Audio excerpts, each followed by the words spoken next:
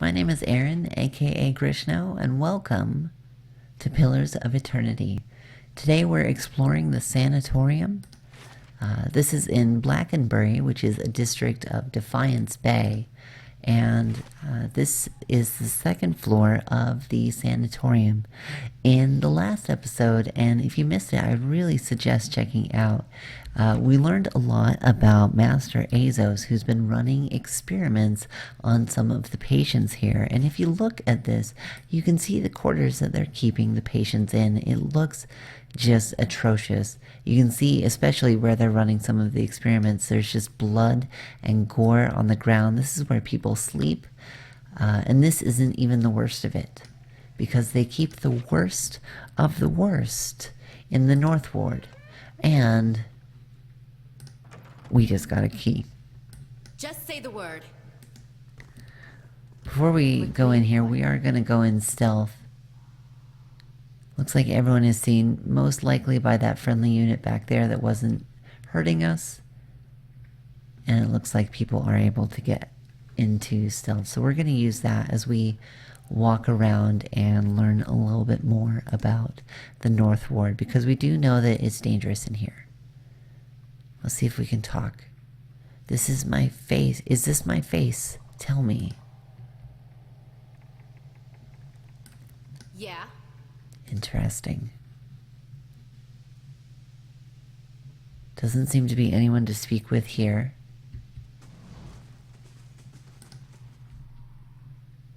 Graham, hiding in the back.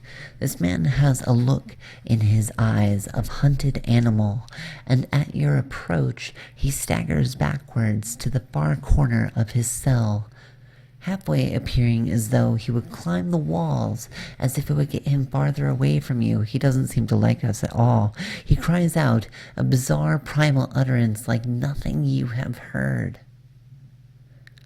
I need to ask you some questions. Graham looks at you blankly. It's unclear whether he understood you or not, but his panic momentarily subsides. He opens his mouth to speak, but the words that come out are half-formed, as though his tongue were cut out. They are impossible for you to discern, if indeed they are words at all. Kana winces.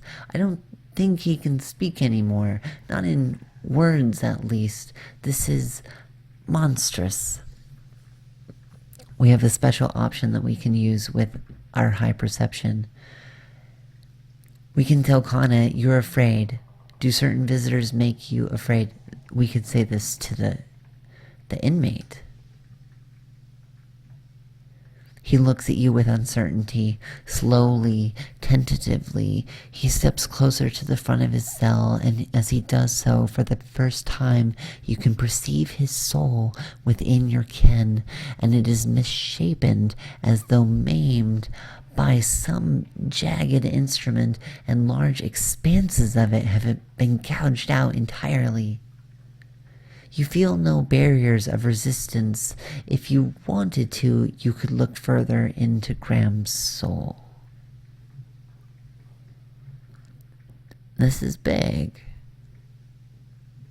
Graham seems to be traumatized. There seems to be a visitor who's coming in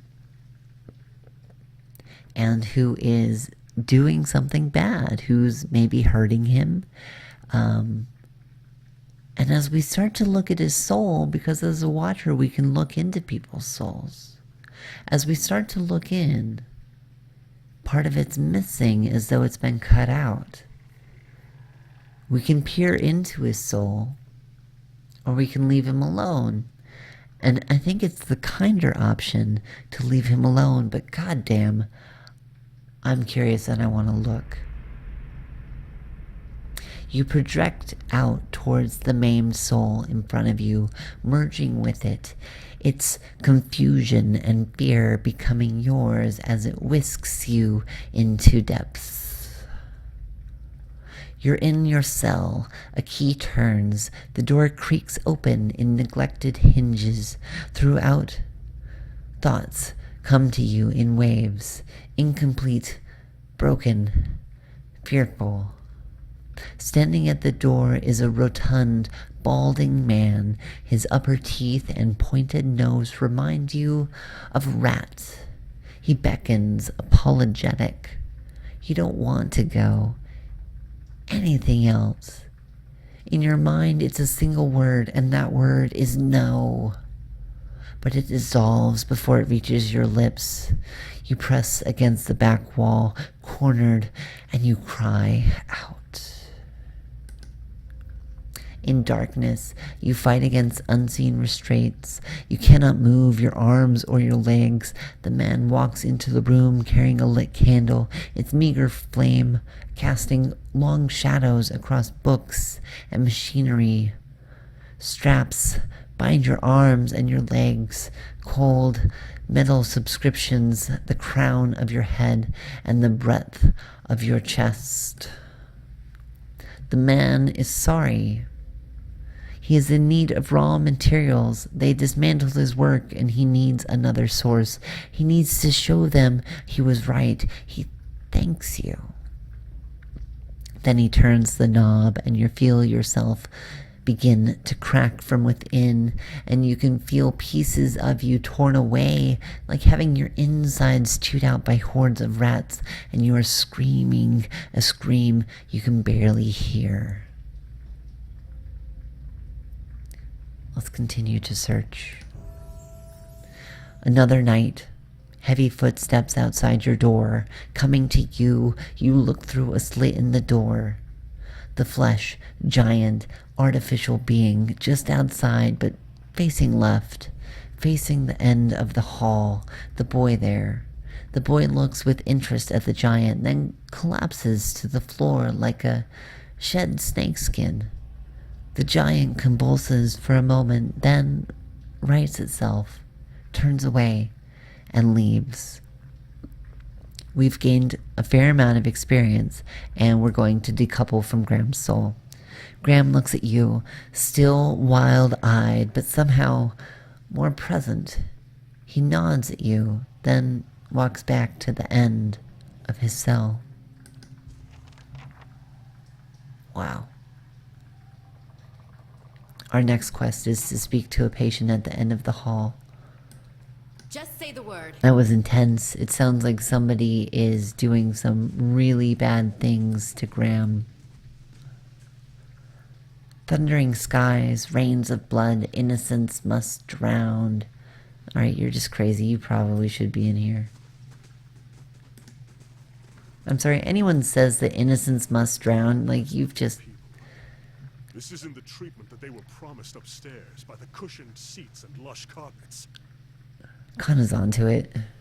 Kana's seeing the same thing I've been seeing. Like, you, seriously, you go upstairs and it is beautiful. You're like, yes, I would love to stay here. This sounds like a great place to get cured. And then you go downstairs and it's disgusting. It's basically a prison for these people. So I'm with you, Kana. Is that the cure for soul sickness? To be thrown into a cell and subjected to the whims of your captor? We have a few different things that we can say in response. We can sort of back them up and say that they've made great progress.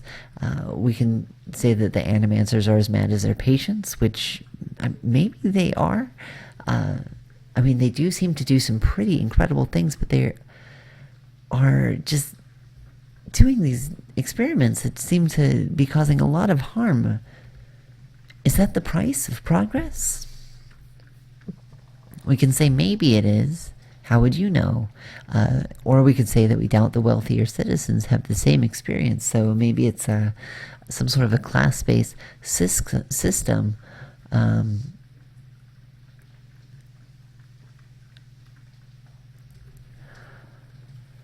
mean, this is. I don't know if I agree with any of these. Basically, what were you expecting? Kana winces. I've seen the sick and the mad exiled, or else treated like contagious vermin, but I cannot believe that this is the kindest alternative. I know, buddy. But if all were treated like this, the sanatorium would never survive, and what did these patients do to warrant these conditions? Unfortunately, we don't have either of the responses that require Resolve 16.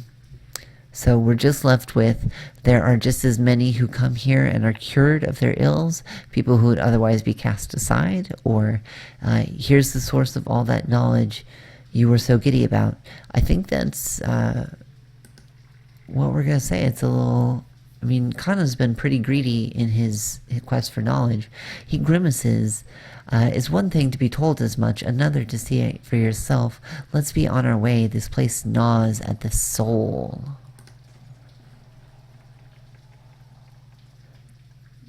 But we want to speak to the Just say person the at the word. end of the cell. Or at the end of the row. Ushgrim.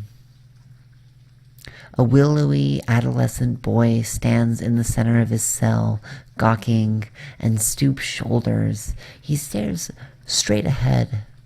The occasional blink is his only movement, and it is unclear whether he registers your presence at all behind his glass, doll-like eyes.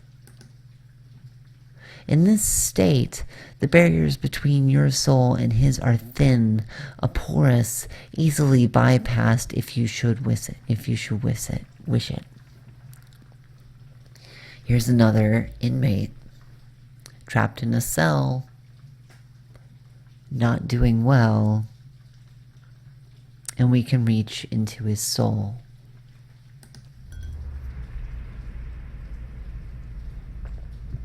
You close your eyes and edge forward towards the boy's soul. And as you near, a sudden malaise comes over you. You are cold and warm all at once, sweating and shivering and straining for a breath, as you did on the caravan journey, which is where we began this adventure.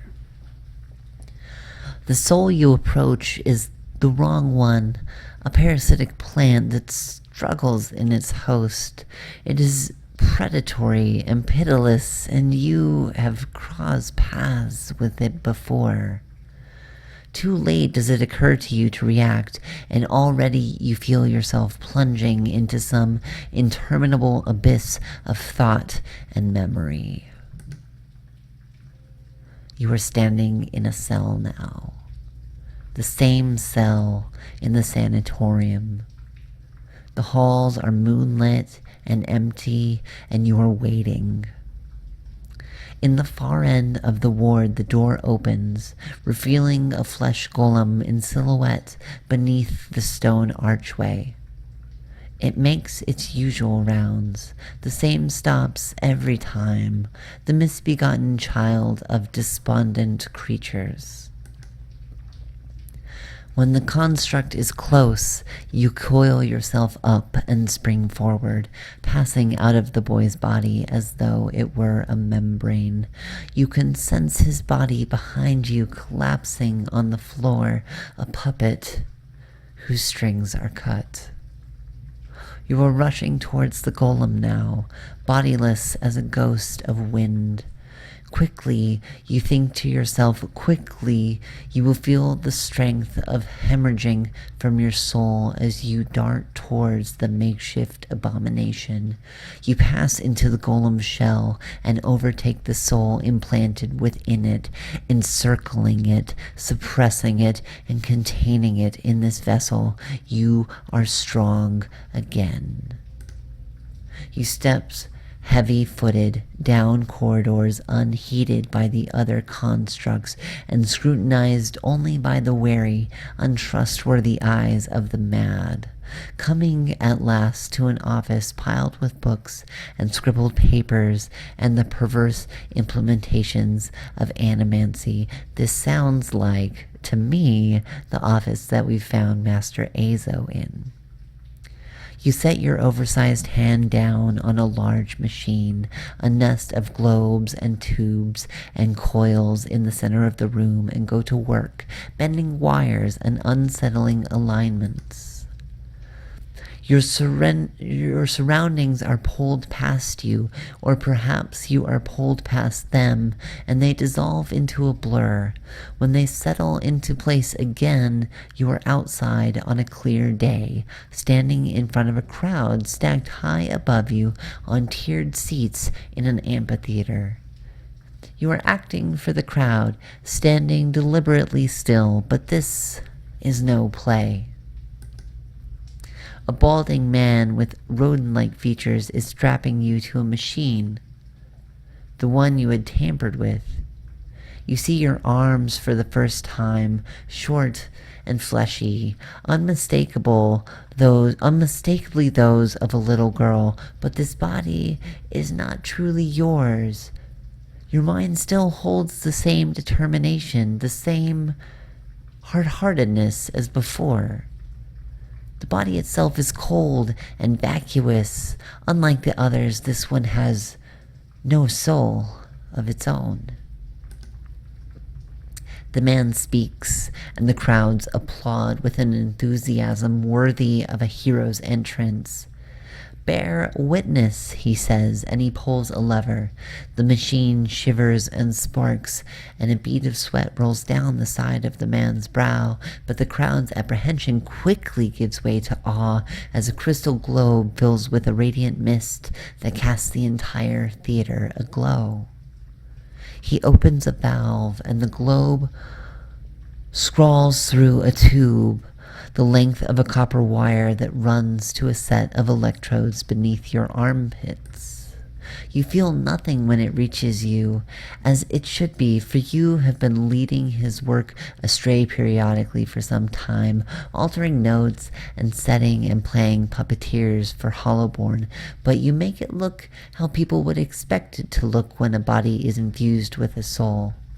In a moment, the machine goes dark, and the man unstraps you, eyeing you with a scientist's concern. Are they faking it? He looks back at the crowd. "Behold," he says, but there is an obvious hesitation in his voice. Slowly, you take the plodding steps forward, then another and another. You look up at the man, giving him the eye of contact of which no Hollowborn is capable, and the crowd gasps. The man looks relieved. "How do you feel?" he asks at a volume meant for the crowd, and this is the moment at the top of your lungs you let out a piercing shriek. The man comes towards you, his hand outstretched, but you run the other way, back to the machine. With all your strength, you drive your head into the crystal globe, and it shatters, streaking your head with warm blood. You drive your head down into the surface of the machine again and again, drawing panic screams from the crowd, and by the time the man reaches you, your body has already ceased proper function, and you merely twitch it on the cold ground. Satisfied, you depart the corpse in search of another unsuspecting host. Who could put their faith in animancy now? You are pulled again from your surroundings, transcending the boundaries of memories and lifetimes, deeper and deeper, but betrayals and murderers and lies upon lies that form the thick webbing of plots beyond mortal comprehension. You settle at last on a room you have seen before, expansive, with a tall device encasing an Adra monolith at its center. The room is filled with people, and the people all look at the device. You are yanked suddenly back into reality, and once catonic boy in the cell is looking directly at you, appraisingly calculating. There is no mistake now that this is the soul of a man who caused your awakening, that gazes out from that borrowed husk, a watcher. You made me into a watcher. I need you to undo it. I believe we share a common past. I'm just looking for some answers. Or, not just a watcher, someone who breaks those frail legs of yours if you don't do exactly what I tell you. So, honestly, I don't mind being a watcher. I mean, I can see into people's souls. It doesn't seem like it's had any real big negative effects yet. I'm just looking for some answers. Is that so? He makes no effort to hide his disinterest, but he continues to search your eyes. He makes a slight grunting noise, and his eyes soften for an instant, and it seems for that moment that he recognizes you. He opens his mouth to speak, then seems to think better of what he was about to say. His jaw tightens. I know your look. You hunger for answers that elude you. It gnaws at your soul. It usurps your reason for being. You are like everyone. I will help you let go. He hodges backwards with startling grace, putting himself out of reach. On his face there is no malice, only the dispassion of a farmer putting down a sick animal. Then suddenly he slumps forward. Holy shit. Oh no, what's happening? Those look like the husks of flesh.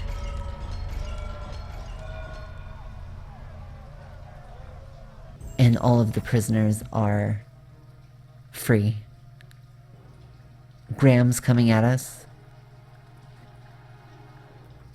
And we're all the way up here out of position. We do have bear. Bear pig. I think we want to pull our ranger back. I think everyone else is fine, but let's get replace the tank down here ASAP. Oh my gosh, they're behind us as well. We have a crazed patient back here. This is going to be a difficult battle. We were really out of position. I wish that we'd been in a better position for that. If we... Alright, so first we need to absolutely take care of this crazed patient who is flanking us. That is our first matter of business. We do have at least these guys being able to tank right now. Looks like everyone here is focused on Pig, so we can replace the tank down here and try and protect this side.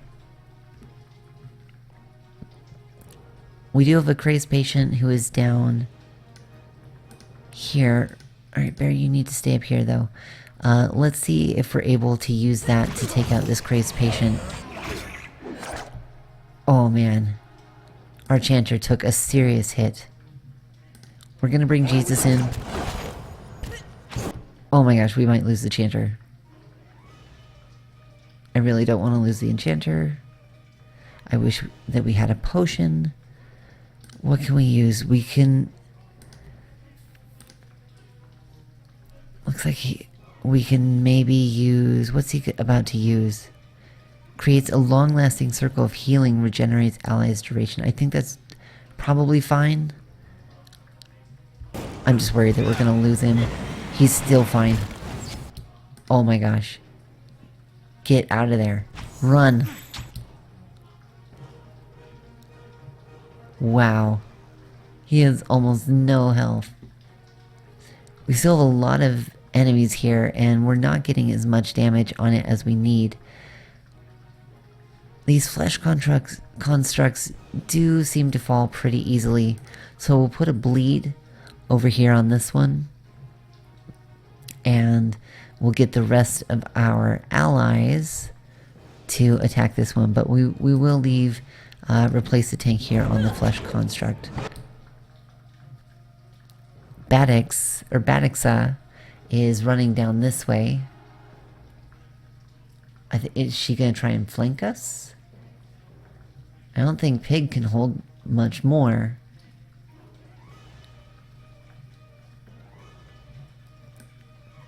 Alright. If we target the flesh construct, hopefully we can kill it quickly. Looks like everyone is focusing on Bear. Flesh construct is about to go down. We have skeletons coming in, which is fantastic. We have like a giant beast here. I have no idea what that is, but it seems to be fighting our skeletons? Oh, that's one of the guys. That's Bratixa. I guess he's a... I think that's a druid. He only has 1 health, though? So hopefully... we should just be able to take him out? I think that should be fine. This guy's on the ground, so we're not really worried about him. And we'll just take out Graham. We actually were able to take that pretty well, and we got some levels up, which we will deal with in a short time. But for now, I think we're just gonna loot everybody for the lulz, because we're just gonna sell it later. The noises down here changed. There's now screaming Just say the word. in the background. I shall be discreet. Things have turned hostile. And there are a lot of people. I do want to look in this cell, though. It doesn't look like we can loot his body, but we can look in the bucket. There is a few coins. And there's some chains that seem to be hanging out on that wood. So I guess they used to keep him in chains. I mean, he really seems to have fucked things up, so I understand why they would do that. Is there anything that we can loot in here? It doesn't look like... I mean, what would be in these cells? Alright, we did find a flesh construct.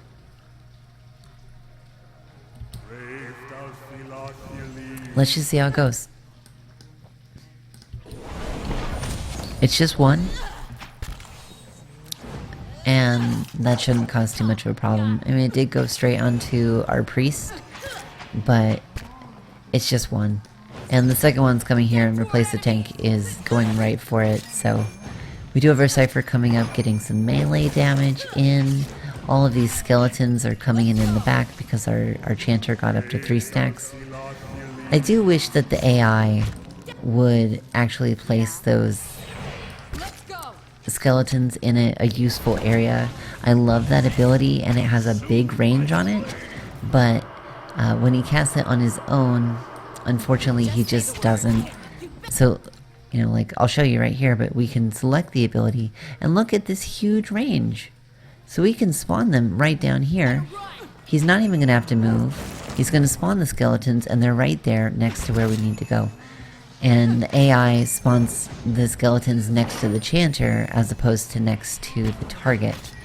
And I think that it would be a little bit nicer if it were next to the target.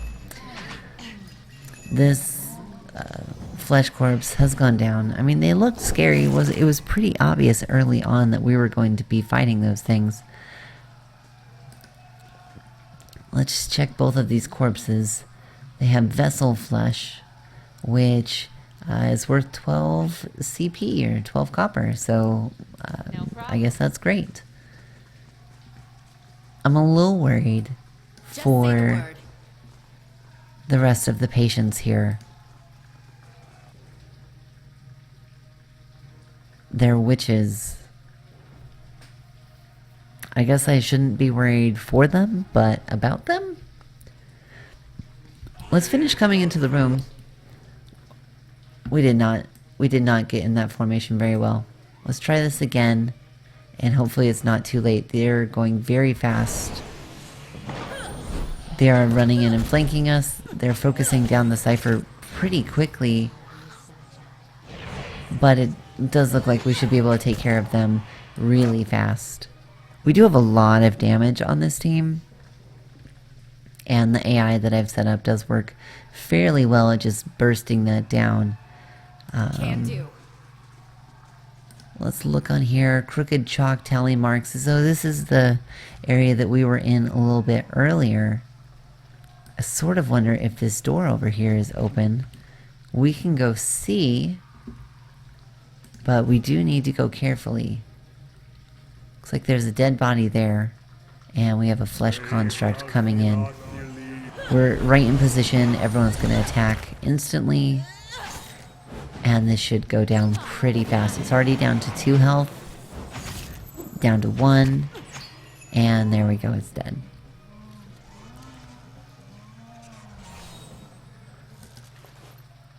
That corpse has 2 silver fenning on it, so we're just going to take those and continue on our way down this hall back to see if this door is open. There is a flesh construct in the way. We're going to set up just outside this doorway, and we're just going to body block it. Tank's going to pull it in, and we're going to get a lot of damage. You can see it's already halfway dead. And Bear's like glitching out right here. Can't figure out what to do. But there we go. We do have some witches coming in. Everyone is in position though, so we should be able to get these down incredibly quickly. And there we go. Looks like this guard is also dead, and we have some additional witches here. I'm just gonna get the party set up right here. Not a problem. And then we're gonna bring Pig out here and get spotted. And then just wait. And when they come in, we should be able to take care of them really easily at this bottom right. This is one of the most effective strategies that I have found for this game, is going in and just finding a doorway or a corner or something that groups the enemies together in a way that you can control. And it does look like this door is open. We can check the guard. Looks like there's just a little bit of a coin on there. You know what? I don't feel bad about stealing anymore. Let's see what there is. We're gonna take those lockpicks. Those are our lockpicks now. I mean, it seems fitting if you're gonna steal something, right?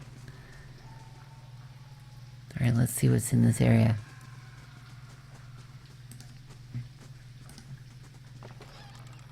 Well, right off the bat, we found a sword and some copper. Nothing big. Is there really nothing in here? It's like a little teeny room with a copper and a sword. Then what was the big deal about earlier? I mean, honestly, that looks like we've seen this whole area. Let's work our way down here, though, because we haven't seen this lower area.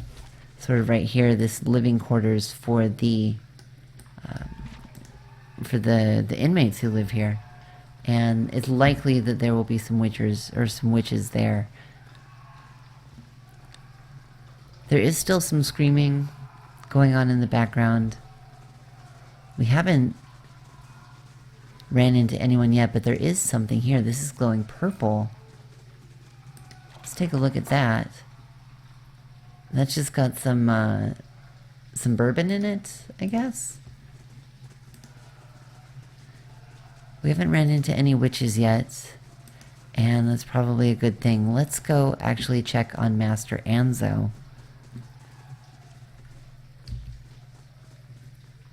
We do want to see how he's doing, or how he's fared in this situation. He's right here. Let's talk to him. Let's see if he actually updates anything. He says, "What have you done? You've been experimenting on patients against their will, mangling their souls. I have witnesses." Aso's face strains of what little color it had. How could you possibly? Look, it had to be done. Ethelmore and the others, they took everything from me. Everything. When I was this close, I had to know. I had to know where I failed and why. Imagine the value if I'd succeeded. I had something that could make all those hollow infants into something like a real person. And with a few more patrons and a few years' research, who knows? No one has come this close with the legacy, and that's why I have to continue. Why I have to risk everything here, working in secret. That's why I have to lie to Ethelmore for me. Tell him you've cleared me of all suspicion. No way. I'm going to expose you for what you are. You get in my way either. It looks like he might attack us. Hey, though. Buddy. Is this... even look like a fair fight? You're about to get destroyed. You're halfway dead. You can mind control my bear. There you go. You mind control my bear for 2 seconds. Did you think... what did you think was gonna happen?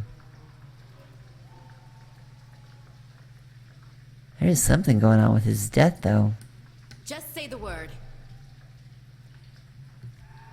Let's loot his body.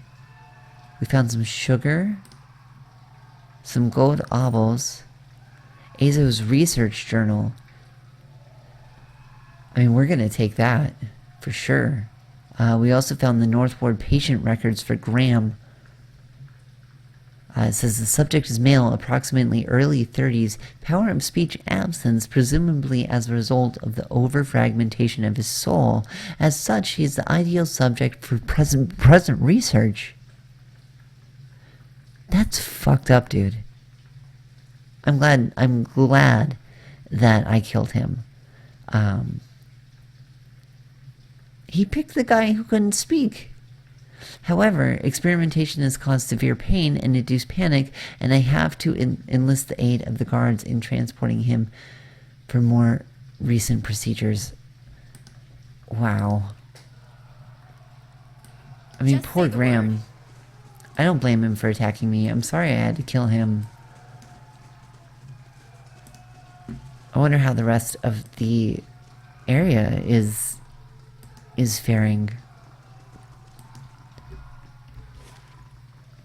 Let's go. We can see if any of these animancers are still here. They're still here. Hey, buddy. There's a bunch of shit going down. He doesn't really care. What? I'm getting out of here. I'm not safe anymore. I don't know who that was. Somebody ran up. Speaking of which, we're gonna run up, so welcome back to this fabulous loading screen. And also to me taking a drink of water. Alright, so looks like there's not too much that's happened here. The guard says, I never thought I'd be taking orders from a talking statue. It's pretty run-of-the-mill up here. But the second that we see the warden statue, he does talk to us. Head Warden Ethelmore says, what the blazes happened down there? You were given permission to ask questions. And we have 3 different things we can say. First is, I had things under control until I killed the Lin-Keed spy, at which point he possessed a flesh construct. I mean, that is pretty honest. We could say it's complicated. A patient of yours was working for the Lane Key only without knowing it. Or we could say Azos was being influenced by a patient, but that patient really wasn't himself at the time. I mean, there was a lot that happened here. I want to be honest with this guy. I want to tell him what was going on. But I don't know what was going on. We could say, I had things under control until I killed the Lane King spy. I mean, that's not entirely true. He attacked me. I was just talking to him. It's complicated. A patient of yours. Let's go with that one. You finished your explanation, and Ethelmore breaks his silence. I have read accounts of people in history who could do what you describe. The accounts are few and brief and never reliable. Some go as far as to suggest that they are all the same person. If truly such a person was here among us, plotting our ruin, would that I had a body again, and could be of some real use in our time of need. I fear what the future may hold for this place. I'm grateful you were able to dispatch the threat before there was the loss of innocent life. We very nearly had another scandal on our hands. I mean, all the witches are dead. Those were someone's kids. That should be a scandal. What of Azos? What part did his experiments play in this catastrophe? We only have one option. And that is that I confronted Azos and I was forced to kill him. Such a waste. There was none more gifted working here. In time I had hoped to rehabilitate his image, but a mind like his, so full of ideas, leaves little room for patience. I would inquire more into the matter, but in truth you have done your institution a favor. Were his transgressions ever to reach the public, there would be a terrible uproar. I was blind to have trusted him a second time. You were. You were blind. And you led to people getting tortured, and people died. And you basically have a prison beneath you. His tone takes an ominous quality that reverberates all around you. I trust you will be more cautious in future inquiries. Welcome. Sure. Yeah. Whatever, dude. I just saved, like, your whole institution. You're welcome. But it looks like that is it for the sanatorium. I don't think there's anything to do in here. Hello. We already talked to him. So it looks like this floor is done, which means I think that this only took 3 episodes to get through. One building in one area of the city. This is a very involved game, and I'm having such a fun time playing it. I hope that you're also enjoying seeing the playthrough. This place is burning? Something is happening. Hello. Somebody ran up to us. Beg your pardon, I have a message for you. You were summoned to Hadra House, where Lady Webb wishes to meet with you as soon as possible. Kana, and here I thought the locals were exaggerating about Dunder Row. Seems like your name comes up in some important meetings. I hope nobody was shouting it at the time. Wow. Alright. Great, very well. We'll go ahead and do that, but, you know, for now, I think we'll probably end the episode here, since we were able to finish our exploration of the sanatorium, which again is just one house in the district of Blackenbury, which is one district in the city of Defiance Bay, which is the largest city I've come across yet in Pillars of Eternity. If you've enjoyed this episode today, please click the like button. It does help out a great deal. Subscribe to the channel if you'd like to see more. And until next time, I'm Grishno, and Just say the word. I'll see you later.